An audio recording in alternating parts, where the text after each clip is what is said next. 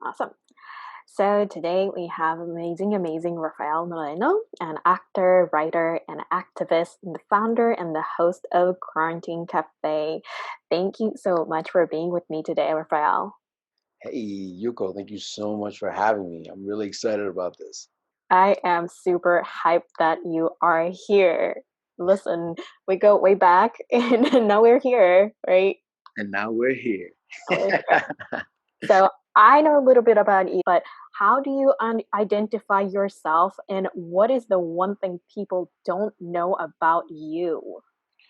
Ooh, already with the hard questions. So I identify as an actor, writer, activist, a life coach. I've been life coaching now for, I want to say, close to 6 years. But now is that I'm starting my own practice. So it's taking a different level of responsibility around it and continuously being in the work. And specifically, I'm going into understanding grieving in the mourning process Mm, to support all of us really, because I mean, because of COVID-19, we've lost a lot, not just lives. We've lost a portion of our life, and we haven't gotten to the point yet where we've come to terms with it or to face it, to understand how our life is going to look different, and just basically to be with that loss. So that's where my specialty is when it comes to life coaching, that and goal orientation. I do a lot of men's work. I am all about women. I love to support women, but I do understand that a lot of the strife that women encounter come from men, and it really stems from this philosophy, or just really the notion of hurt people. So, being that men are the ones that are hurting women, if we look at what's happening with men that hasn't been addressed, then we can get to the root of the problem. And once we can help men heal, they won't in turn go out and do a backlash and, take it out on the women and the children in their lives. wow. And I really appreciate you for bringing that to the forefront. And yeah, and then we're going to definitely jump into that a little bit more later. My first experience of you, aside from coaching, because you and I met in the transformation work setting, and you're one of my coach. And aside from that, as an artist, my first experience of you was from photos, that reading in the show that you did. And that was super powerful. And I knew that you're an activist and a storyteller from that particular experience. And now that you are the host and the founder of the Quarantine Cafe, the daily discussion platform, and you recently hosted an amazing panel event called Shot of Reality, a movement of American history. And that was super powerful. And I want to say thank you for hosting that. I'm pretty sure a lot of people learn a lot from it. And the Quarantine Cafe. So the selection of the topic, it's so bold and it could really be intense. How do you hold space for everyone? Because the folks who come into the Quarantine Cafe are very strong individuals. Yeah, they are. How do I hold space? The context that I keep is number one, that it's an elevated conversation, and we're welcome to experience each other. So it's not necessarily of getting to the nitty gritty and proving a point. It really is about seeing what your experience is, listening to others, and then kind of meeting somewhere in the middle if your opinion or your experience differs from the other person, but just really having the opportunity to listen and connect, right? Yeah, there have been a few times where, like the topic at hand is so hot and heavy that people have, I'll be getting calls 2 or 3 days later because they felt so heavy about the conversation. But in so doing, it's a conversation, it's the beginning of. And one thing that we try to implore is that within these conversations, we're able to take them home. So, like, open up the conversation, that something that made you feel uncomfortable or whatever you experienced, with somebody else, and have that conversation with them and see how we can create change around that. Because I think that's the first piece, the acknowledgement of where we are, but also the acknowledgement of where we are in accordance to others, right? Which will give us more of a way to gauge as to how it is that we're interacting with others. And that's basically it. I just hold that space of respect, love, and gratitude. Respect, love, and gratitude. Amen to that. One of the very interesting thing about Quarantine Cafe is that you don't tell people what the topic is until the day of. What's the intention behind it? I don't want people to cherry pick what topics they want or might not want to be involved in, right? Because it's easy to say, "Hey, oh, I know about that, so I'll go in and I'll speak about that." Or if it's a topic that's triggering, and it's something that you wouldn't necessarily want to be in the discussion around, then you would be missing out on a great opportunity to grow, right? Especially with triggering topics. Just last week, we discussed transgender for the first time, and that conversation was a little bit it was a little turbulent. And I know for sure that there were probably about two or three people there that, had they known what we were speaking about ahead of time, they probably would have opted not to have been in that conversation. Not because they didn't necessarily want to be in it, but they probably felt that they weren't going to be a contribution to the subject matter. And what I propose is that all of us, we're always in conversations, whether we know it or not. Even with a subject like transgender, where cis male, heterosexual, middle aged man probably doesn't know too much about, he still plays a role as to how that conversation proceeds and how these people are acknowledged or not, right? So by being in the conversation actively and listening to someone else's experience, now he, and I know this for sure because that's one of the conversations that I had the day later. Now he's in a question of like, oh wow, I didn't even know that by me not purposely paying attention to what was happening, that I was allowing for this masochistic behavior towards a particular group of people to continue, Mm, right? So I purposely do that. I mean, and I tried, if I do have a subject, I mean, of course, I have it in mind ahead of time. I try to get people who are going to speak to that specifically. In the case of the transgender, I had two transgendered individuals that they brought in their experience, because otherwise it's just hearsay, right? So I do try to get as many professionals or people who are experiencing that reality within their lives to come in and contribute so they can guide us as to like what it is that we can do or how it is that we're showing up that could be different. I love that.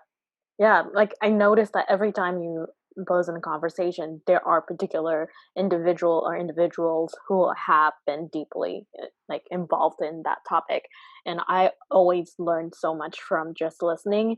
And like I've been saying, there's sometimes like I just want to jump in and make a point, quotes and quotes. But no, there's so much about learning and listening and acknowledging that I don't understand. Yeah, yeah, and even with the questions, sometimes I'll introduce the topic, and the first question I ask will be like crickets, crickets, crickets, because people are like, "Oh my god." I don't It's know early in the morning. anything. It's early in the morning. What do I say to that, right? Someone's always like hesitant to jump in, but I've been having fun with it. It's been something that started off with, oh, I'm just gonna have a call for, with me and my friends, just so we can just talk about what quarantine might look like. This is like in the first week of quarantine, and then something inside of me just said, no, do it for the whole week. And I'm like, the whole week, what are we gonna talk about? So I committed to doing it for the whole week, and here we are now entering week 13, right? Which I didn't think it was gonna come this far, and I didn't know that it was going to get so intentful, in the sense that something that just started off as a conversation now has me. It's taking a good portion of my day just so I can figure out what we're going to speak about, but also in a level of responsibility where I'm looking at articles, I'm looking at dates and fact checking, because I really want to establish a foundation so that we can grow from there and not just have it be an opinion piece, right? So a lot of times, even though I'm very opinionated, I'll leave my opinion out of it just so that I can allow for the conversation to grow. Like I'll put in my 2 cents, or like I'll add facts as we go along. But even for me, it's been a great exercise in just listening, because as opinionated as I might be, I'm always learning new things in every single conversation. Sometimes things that like will leave my mouth wide open because I didn't know something so important, and somebody will bring it out. But I've also learned how to be a much better listener and not just a moderator. Mm, I love that. So, my question right now, you just said the better listener versus moderator. In your mind, what is the distinction between those 2? Yeah, moderator is just holding the space and going on automatic. You ask specific questions or something that might be able to incite a reaction within a panelist or a participant, so that we can drive more out of it. But in listening, it's a much more personal conversation. It becomes intersubjective listening, where we're creating now this new experience where it's okay for you to bring a piece of information in for me, and I'm like, oh my god, I can't believe I can react to it in such a way that it's going to contribute to the conversation, because I'm genuinely like taking notes and I'm listening to what it is that you have to say in a way that like I could not have found out for myself necessarily, or in the way that I found out. And it brings authenticity to it. And with some cases, some people will open up their whole lives, right? They really will open up like portions of their lives where they haven't gone to, but that they feel that they can do that in the cafe because it's a safe space. So when it comes to things like that, like I really honor that. It's not about being automatic. It's about really being with the individual. So I just make it a point to make sure that they're heard and they're felt, even if it's through this beautiful medium. Thank God we have it, of connecting, teleconnecting through a small little screen, right? The fact that they can allow themselves to speak about their childhood horrors or bad experiences and be able to feel safe enough to cry, and we get to hold that space for them, is something that's really beautiful. It's beautiful, and I don't let it just go fall to the wayside. So yeah, listening is like really being with the individual and not just hearing what they had to say. 100%. And I can see that whenever you're taking notes on screen. And Rafael's taking notes. I love it. And then like you're handling so many different things at the same time, right? You're checking the chats and you're also on the Facebook Live and you are answering questions and still listening and they're still engaging and still holding space. That's it a lot about like who you are and who you are as a container. So thank you for creating this space. I have one more question about topic. So, was there any topic that you chose knowing that that is going to trigger you? Are you really resistant? But this is topic that I want to talk about. Oh yeah, there were a few. Like even just today, I got triggered on something that was a non-topic, but is going to be a topic that I'm going to address, which are right now we have specifically Black people. There's like about 3 Black people who are making money out of saying outlandish things, saying very ignorant things. Even I don't know whether they believe them or not. And it's not because they're conservative, it's actually because they're making money out of this. And what it's doing is that it's taking away from the conversation of what this movement really is about, which is to provoke change. And they're turning it back into like the Trumpisms of entertainment, taking what is and turning it into entertainment. And it's really dangerous because it's not just the fact that they're making money out of this, being the contrarians, but it's the fact that it's taking attention from really something that's really necessary, that needed to be done 100 years ago, and now we're finally seeing that there's a path to it, and they're coming across as resistance, right? And we continue to fall into that trap. It's part of the pajamification of America, where everything is all about entertainment and everything has to be comfortable. And right now, we're engaging in so many difficult conversations, finally, that it's an injustice to take people away from that space, especially now. So I'm definitely triggered by these particular people, which I won't say their names because that's what they want for us to keep them in conversation.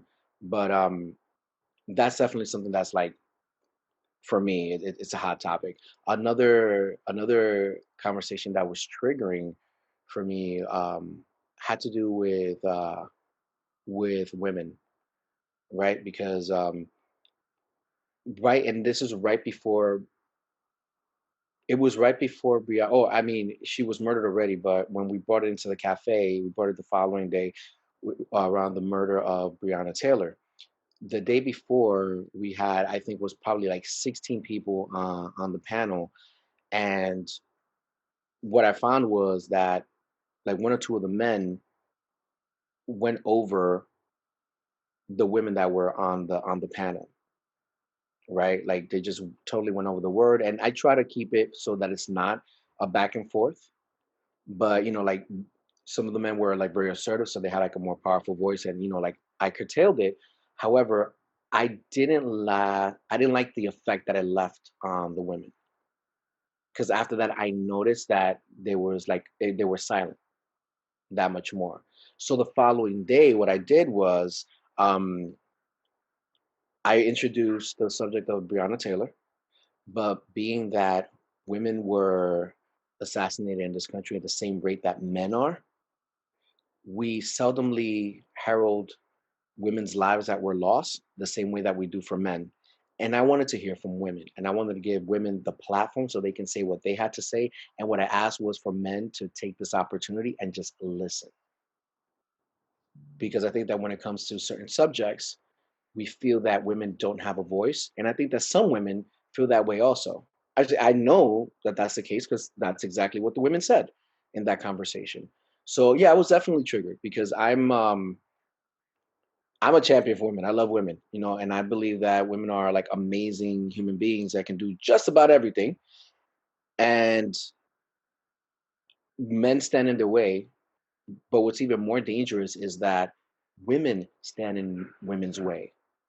There are a lot of women that fall into the philosophy of no, no, no, the man has to lead, the man goes first.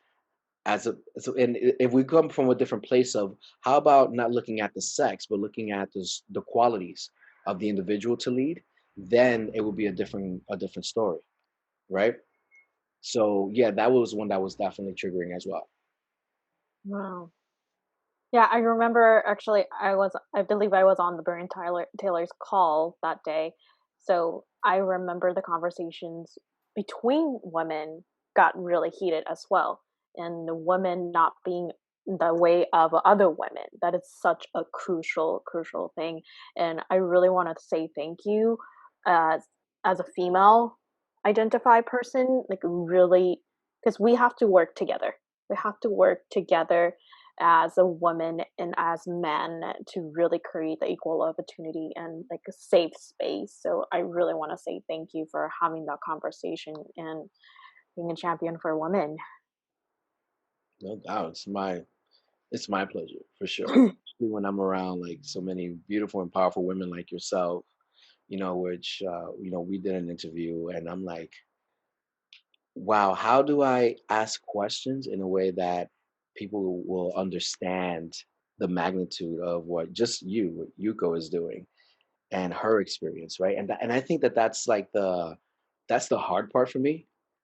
It's like, like how can I showcase this person so that the audience can see just how much of a wonderful and amazing human being she is in a period of like 20, 30 minutes, right?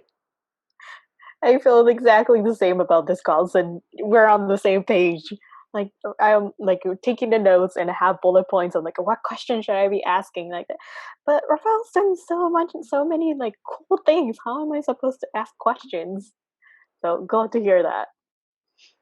Yeah, so my next question, you started covering so many of this already. Today is 2020, June 9th.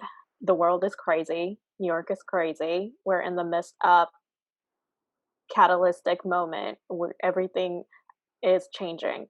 So how has this current social movement have impacted you on a personal level? Obviously, Quarantine Cafe is impacting so many people in the community, and you're creating that ripple effect. But you as a person, how has been for you?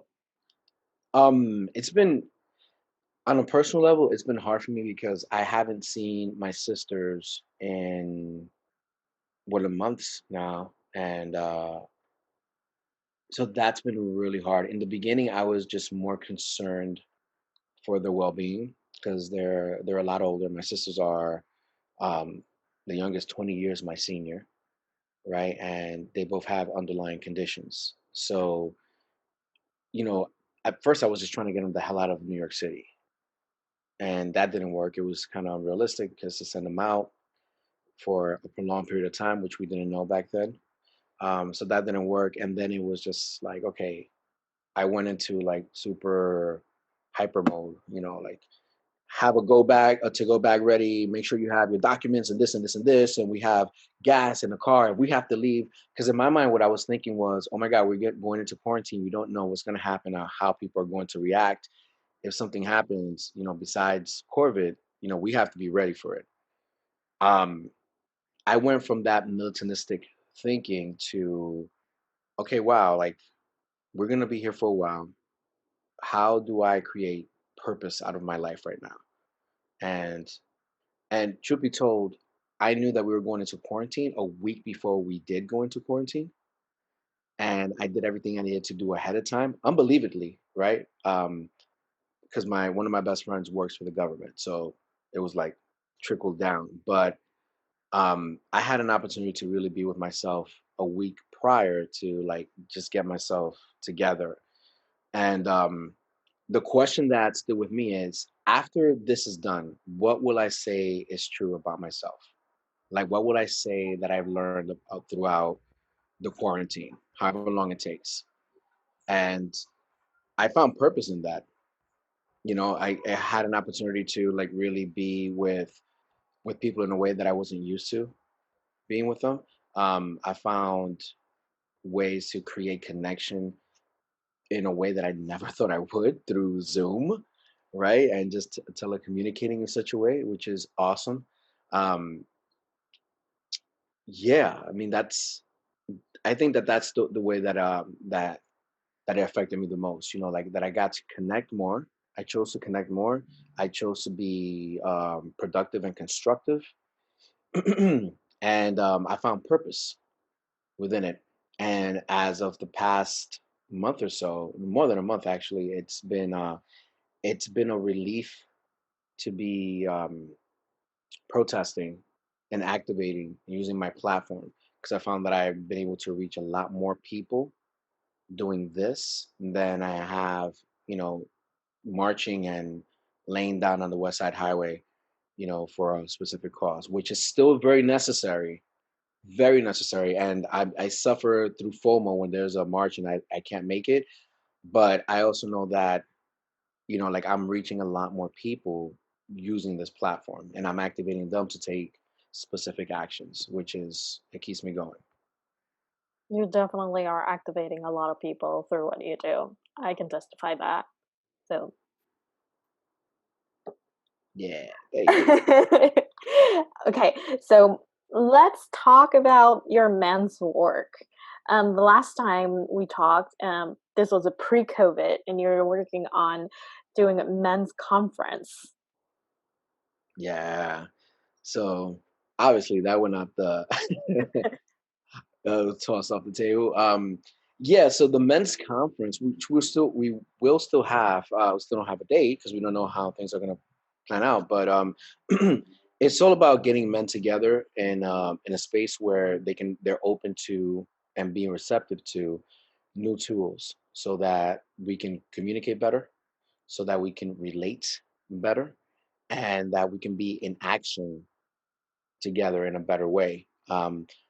men bond very differently than women do, even in social settings. So I really wanted to have it be specifically a men's event where we can speak directly to the male psyche in a way that they're going to get it and also have fun as well, right? We're going to have six speakers that are coming in to speak on everything from the value in vulnerability to automation and how it's going to affect the way that we not only work but also learn, right, for tomorrow, and everything in between, and of course healthcare, mental and physical, but also having it be an experience where men get to bond, right? And the ways that we know work for us.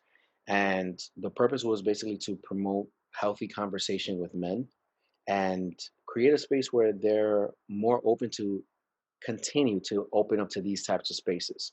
Um, I'm not the only person, I'm not the only man that's doing this kind of work, but I understand there's always room for growth. So for me, is like if I can do this in such a way that we invite men to feel comfortable in taking more of these actions and going to more of these programs, seminars, meetings, whatever, it's going to empower men to be that much more responsible and more attenuated to their community circumstances, right? It's a big difference, and it's a small shift in a mind frame of a man to have him actually look at his community as to like where if there's a bottle on the floor, all he has to do is pick it up and throw it in the garbage or pass right by it simply because he doesn't see it. So how do you activate men in a way that they can see that they're directly responsible for the community that they live in? And in having them take action in the community, what it does is that it has an sorry, sorry about that. Okay. Brooklyn. It has a ripple down effects where other men, other young men, see that and they're instantly going to emulate it. You don't even have to say anything. Just by them seeing them, it's a direct mirror from younger men to older men. And then what it does is also it empowers women to show up that much more powerfully in their communities because if they feel secure that the men in their community are taking care of what needs to be taken care of, then they're going to take out, and let's be honest, like women are the ones that start things, whether it's programs or anything. Women are the first ones to show up first. So if women feel safe enough to go out on a limb and start these programs, they will. So it's like it's the catalyst to strengthening a community. I love the flaming of it, like, you're really creating a safe space and taking a tangible action and giving them the tools. I'm curious, what has been the biggest obstacle for a man to start working on these type like, start doing these type of work up until this point? What has been the biggest obstacle? Oh, the biggest secret that we won't admit, which is that we're lazy, right?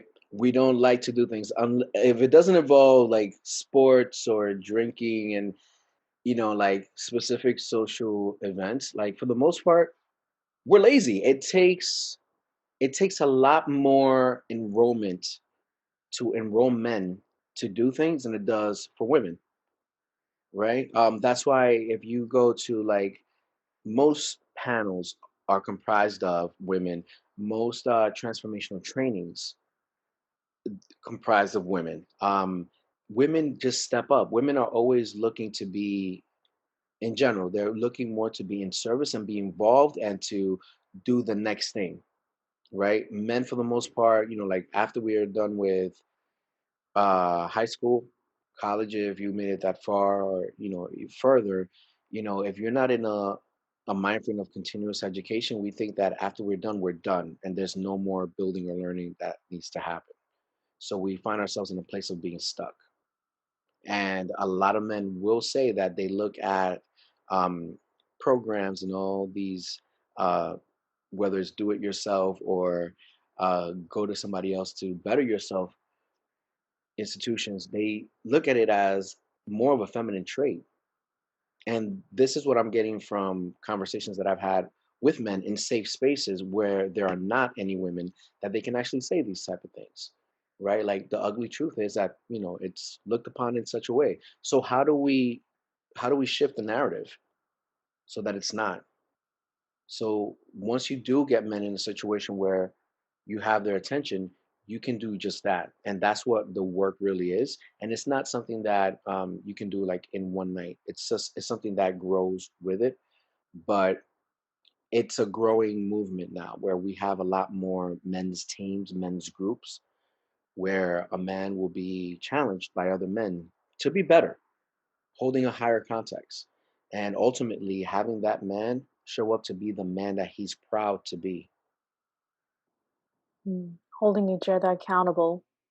I like that. So we've been talking about a lot of intentions and like seeing the future. So what is the let me put this way. What is the world that you would like to see? Ooh. Um, a world where my kids that look like me don't have to be in a conversation of how do I need to act differently because I'm black? Would this opportunity be there for me or taken away from me because I'm black? Where women have the confidence to go into a room and not care about what they weigh, whether their titties are too flashy or not, or if they're going to come across being um, overly projective, or like not worried about intimidating other men because they're so powerful. And a world where we truly start seeing each other as human beings, not Japanese woman, Dominican man, like just be able to see each other as human beings and classify what you may think about the person in accordance to how they showing up as opposed to like what they look like. That is absolutely beautiful. Thank you for sharing your vision. And how would people learn more about you and about how can people join Quarantine Cafe? So Quarantine Cafe is every Monday through Friday at 11 a.m. You can find me on Facebook. It's Rafael Moreno on Facebook. And we live stream it. But if you would like to be part of the actual conversation, just look, I post just about every single day the link to get on the call itself.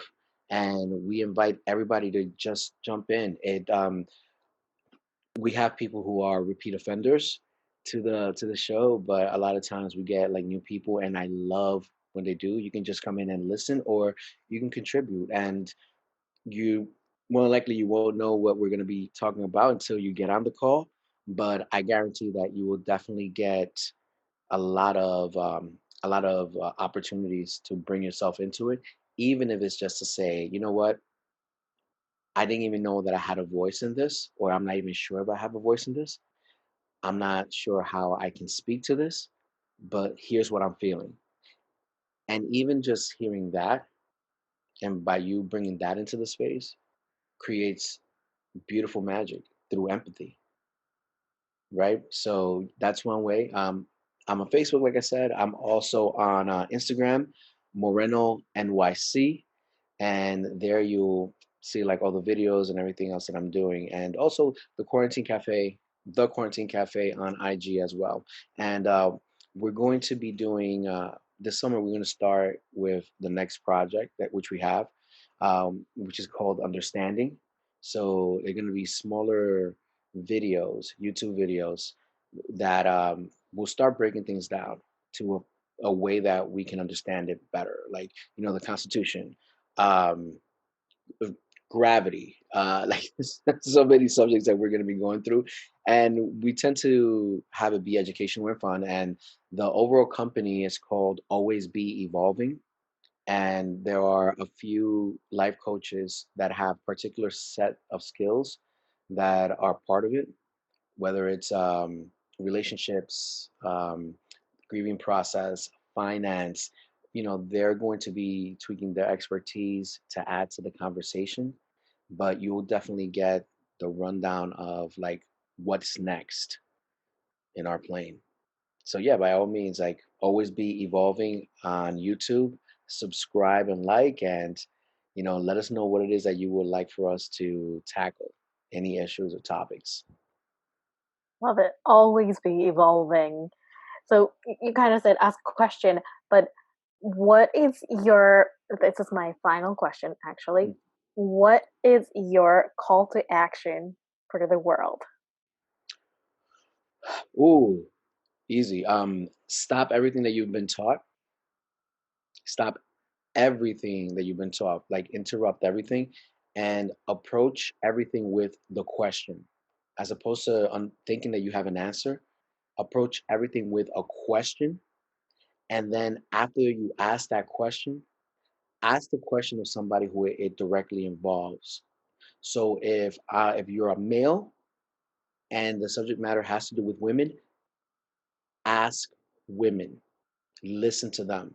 If you are white in America or anywhere really, if you're not black and you want to understand what's going on in this country right now, don't pretend like you know.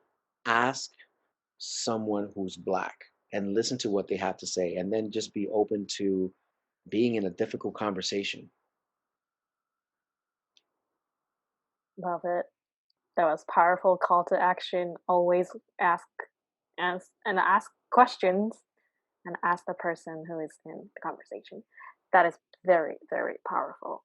Well, thank you so much, Rafael, for your time and what you do and being who you are and creating amazing, amazing ripple effect in this planet right in this crazy time.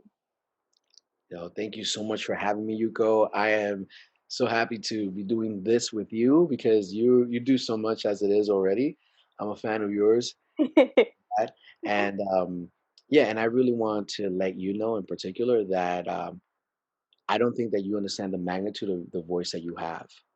Like you have such a beautiful voice, and I don't just mean singing because you can sing. You got some chops for sure, but you have such a beautiful, magical voice that people listen to you and they're looking forward to supporting you. So keep doing everything you're doing, and I hope that God continues to bless you in a myriad of ways. Thank you so much. That means a lot to me, and I receive it wholeheartedly. That's such an honor. Thank you so much, Rafael. You're welcome. See you soon. Yeah.